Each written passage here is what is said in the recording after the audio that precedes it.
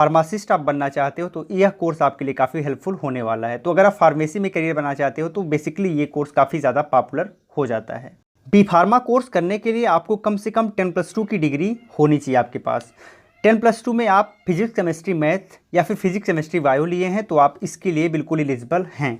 वहीं अगर आप रिजर्व कैटेगरी से बिलोंग करते हैं तो 45% मार्क्स है तब भी आपका एडमिशन हो जाता है। वहीं अगर आप जनरल कैटेगरी से बिलोंग करते हैं तो ज़्यादातर यूनिवर्सिटी या फिर कॉलेज कम से कम 50% मार्क्स मांगते हैं। कुछ ऐसे भी यूनिवर्सिटी या कॉलेज हैं जो आपको 60 मार्क्स तक प्रीफर करते हैं। तो यहाँ पर अगर हम ऑल ओवर देखें तो 50% मार्क्स अगर आपका है तो फाइनली आप बी फार्मा कोर्स कर सकते हैं। अगर आपने डी फार्मा कोर्स किया है तो फाइनली आपका एडमिशन बी फार्मा के सेकेंड ईयर में हो जाता है। तो यहाँ पर आपको 1 वर्ष का लाभ मिलता है, अर्थात जो कोर्स 4 वर्ष का होता है वो आप 3 वर्ष में कंप्लीट कर पाते हैं। बी फार्मा में आपका एडमिशन 2 प्रकार से हो सकता है। सबसे पहला मेरिट एंड सेकेंड एंट्रेंस। कुछ यूनिवर्सिटी और कॉलेज आपको सीधे 10+2 के मार्क्स के हिसाब से एडमिशन दे देते हैं, जबकि ज़्यादातर यूनिवर्सिटी एंड कॉलेज आपको एंट्रेंस के माध्यम से एडमिशन देते हैं। यह एंट्रेंस टेस्ट सभी स्टेट के लिए अलग अलग होता है। स्टेट अपना एंट्रेंस टेस्ट करवाता है और उसी के बेसिस पर आपको एडमिशन मिल पाता है। अगर हम यहाँ एग्जाम्पल की बात करें तो कुछ एंट्रेंस टेस्ट आपको नीचे दिया गया है, जैसे BIT, SAT, WBJEE, EAM, CET, PU, CET। तो ये कुछ स्टेट रिलेटेड एंट्रेंस एग्ज़ाम हैं जो कि क्लियर करके आपको इसमें एडमिशन मिल सकता है। और ये पूरी तरह से डिपेंड करता है यूनिवर्सिटी के ऊपर कि आपका एडमिशन कब होने वाला है, क्योंकि यूनिवर्सिटी का सत्र जब प्रारंभ होता है उसी हिसाब से इसका एडमिशन भी होता है।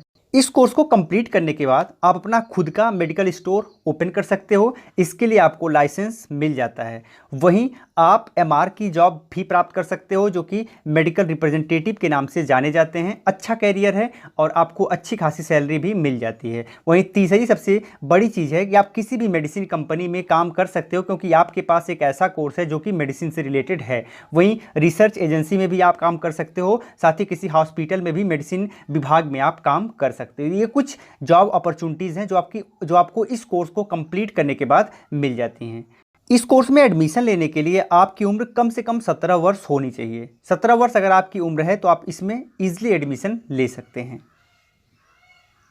बी फार्मा जैसे 4 वर्षीय कोर्स को कंप्लीट करने में आपको लगभग 3 से 5 लाख रुपए के बीच में फ़ीस खर्च करना पड़ सकता है। गाइस, ये फ़ीस पूरी तरह से मैं श्योर होकर नहीं बता रहा हूँ, क्योंकि ये पूरी तरह से कॉलेज और यूनिवर्सिटी के हिसाब से अलग अलग हो जाती है, डिफरेंट होती है। तो आप जिस यूनिवर्सिटी या कॉलेज में एडमिशन लेना चाहते हैं वहाँ पर पहले एक बार आप पता कर लीजिए कि वहाँ की फ़ीस इस कोर्स के लिए कितनी रखी गई है। लेकिन ये लगभग जो अच्छे यूनिवर्सिटी और कॉलेज हैं लगभग 3 से 5 लाख के बीच में आपको ये कोर्स करवा देते हैं। बी फार्मा कोर्स को करने के लिए यहाँ पर कुछ बेस्ट इंस्टीट्यूट के नाम दिए गए हैं, आप इस प्रकार देख सकते हैं।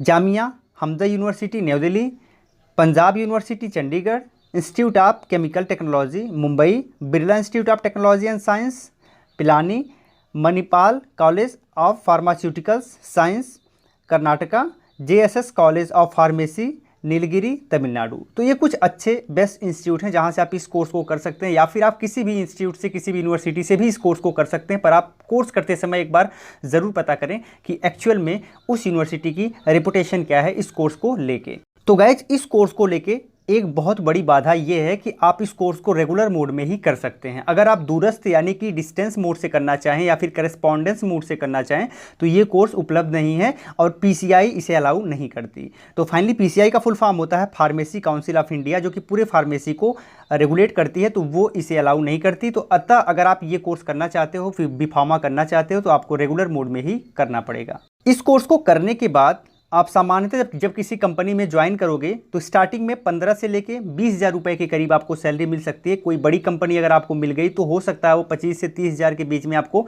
स्टार्टिंग सैलरी दे सकती है। लेकिन जैसे जैसे आप काम करते जाओगे, आपके पास एक्सपीरियंस होता जाएगा काम का, आपकी सैलरी लगातार बढ़ती जाएगी। तो सैलरी का यहाँ कोई बहुत बड़ा इशू नहीं है। ये एक ऐसी इंडस्ट्री है जहाँ पर आप काफ़ी अच्छा ग्रो कर सकते हो। अब हम आज के इस वीडियो के कंक्लूजन पर चलते हैं।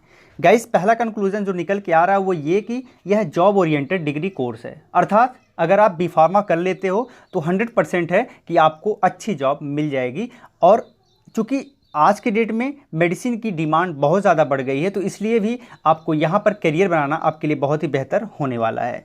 सेकंड बात यह है कि ये एक बहुत ही ग्रोथफुल इंडस्ट्री है, यानी कि अभी लगातार काफ़ी ज़्यादा ग्रोथ हो रहा है, लोगों को मेडिसिन की आवश्यकताएं लगातार बढ़ती जा रही हैं। तो इस हिसाब से भी देखें तो यहाँ पर आपके आगे बढ़ने के चांसेस बहुत ज़्यादा बढ़ जाते हैं। थर्ड पॉइंट है हाई पर्सनल प्रॉफिट। गाइज यहाँ पर पर्सनल प्रॉफिट बहुत ज़्यादा है। सपोज करिए कि आपने एक मेडिकल स्टोर ओपन कर लिया। अब जब आप मेडिकल स्टोर ओपन करते हो तो जो दवा आप 10 रुपये में प्राप्त करते हो उसे आप इजीली 50 रुपये में बेचते हो, 100 रुपये में बेचते हो, और लोग ये भी नहीं कहते हैं कि सर थोड़ा सा रेट कम कर दीजिए, क्योंकि मेडिकल लाइन एक ऐसी लाइन है जहाँ पर बार्गेनिंग नहीं हो पाती है। तो यहाँ पर आपको काफ़ी ज़्यादा प्रॉफिट मिल पाता है। तो इस कोर्स को करने के बाद आप इजीली बहुत ही अच्छा कैरियर बना सकते हो।